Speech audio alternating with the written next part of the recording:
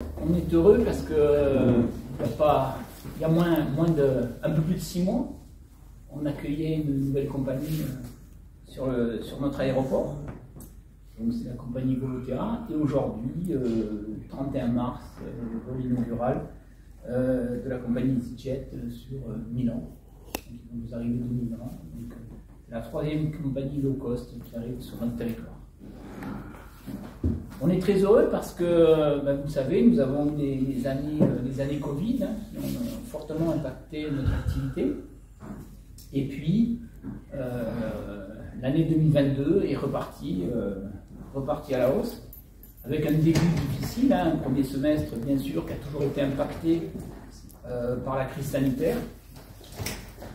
On avait eu également l'interruption de notre ligne sur Orly, donc vous savez, donc 34 de l'OSP, c'est maintenant la compagnie vient de nuit. C'est la compagnie donc Volotea qui opère depuis le 1er juillet. Et on a fini l'année à plus de 400 000 passagers, 402 916 exactement. Alors on a bien passé le cap des 400 000. Et on est sur une projection, je me tourne vers le président du conseil départemental parce qu'il aime bien ce chiffre, parce que ce sont des gens qui viennent dans notre département, sur notre territoire, et c'est surtout ça qui compte. On est sur une projection à 600 000 passagers pour 2023.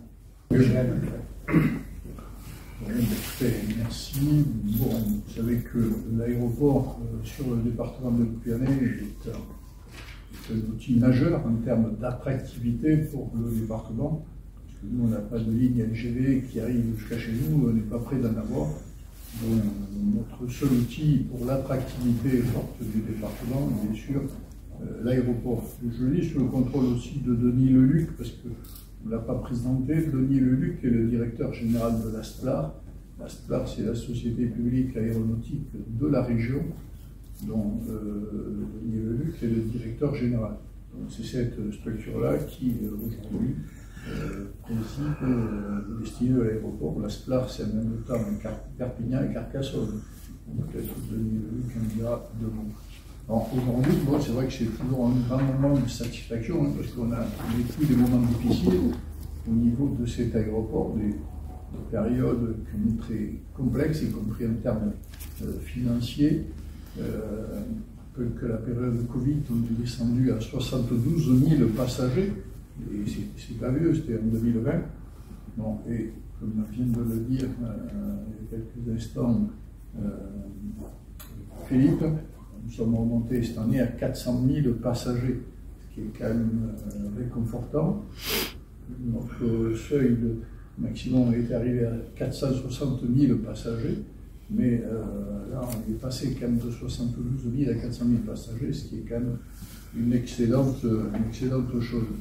Bon, tout ça, d'abord grâce au choix de Volotea. Le choix de Volotea n'a pas été une histoire sans parole, mais ça c'est quand même c'est un choix qui a été fort et qui a des conséquences quand même très positives pour l'aéroport. D'abord sur la ligne Tarbes-Paris.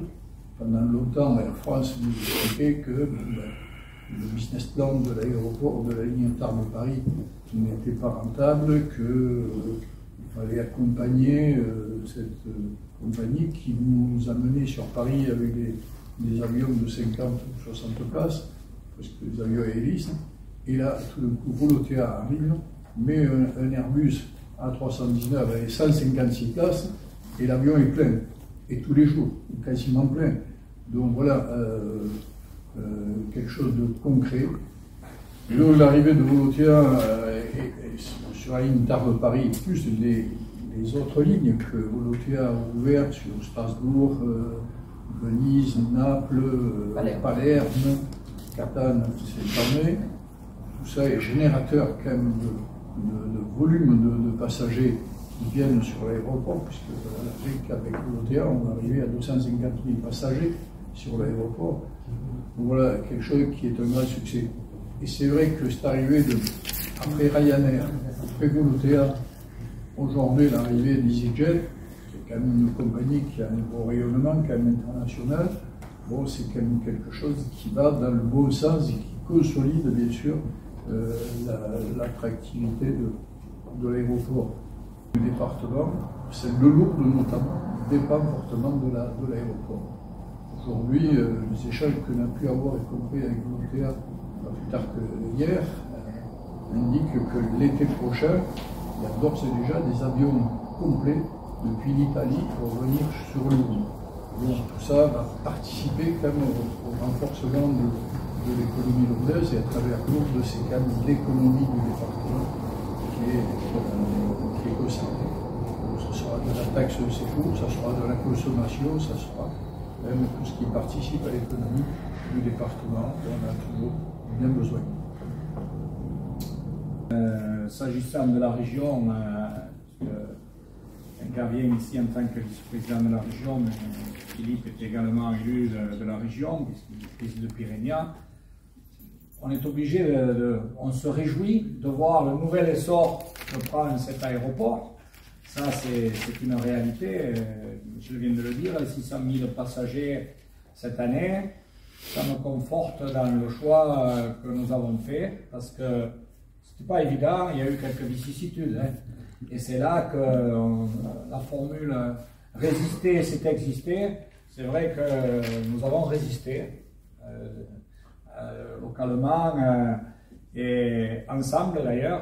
Il y a eu cette union entre la région, le département, l'agglo, et aujourd'hui on voit ce qu'il en est. Bon, quand je parle de cet aéroport, il me semble que ce secteur ici, et j'y mettrai Pyrénéen derrière, la zone d'activité, je pense que ça peut être le cœur du réacteur du développement économique de ce département pour les années qui viennent. La zone là qui peut se connecter avec la voie ferrée, la présence de l'aéroport, il y a sans doute, même si le directeur de Pyrénéen veut faire valoir ses droits à la retraite, ce que je déplore parce qu'il pouvait servir encore plusieurs années, bien longtemps, mais bon, il y a là sûrement des choses à faire. Et là, on voit bien aujourd'hui ce qu'il en est, pour Lourdes, pour les Pyrénées, pour le ski, pour tout ce qui est touristique, on avait absolument besoin de cet outil. Alors,